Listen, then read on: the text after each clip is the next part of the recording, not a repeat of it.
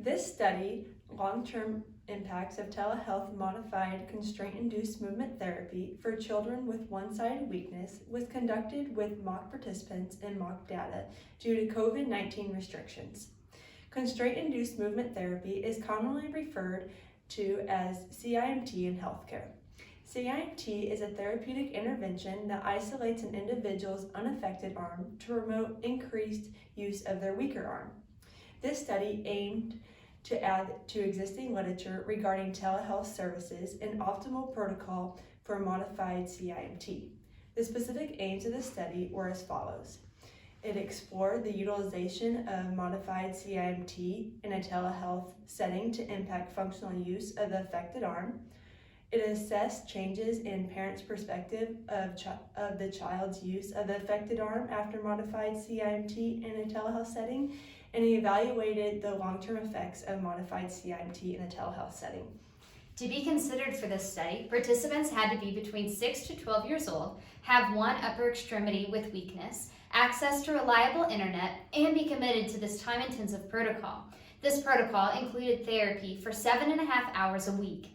On Monday, Wednesday, and Friday, participants worked virtually with a therapist, and on Tuesday and Thursday, they engaged in a home exercise program. During therapeutic activity, a sling was worn to isolate the non-affected arm. The pediatric activity motor log and Shriners Hospital upper extremity evaluation were used as outcome measures. The assessment was administered and depicted in the research design.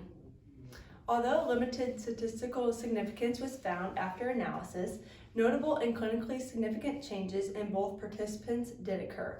The PMAL results demonstrated notable sustained improvements in the child's affected arm. This assessment had high effect size. This indicated a strong relationship between treatment and functional outcomes. The SHUI results demonstrated improvement on one subtest, which indicated improved utilization during everyday tasks.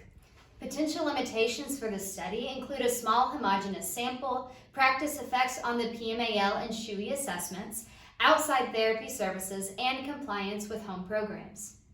Based on the findings of this study, occupational therapy practitioners should use age-appropriate and client-centered modified CIMT, advocate for the use of telehealth, and explore other potential interventions.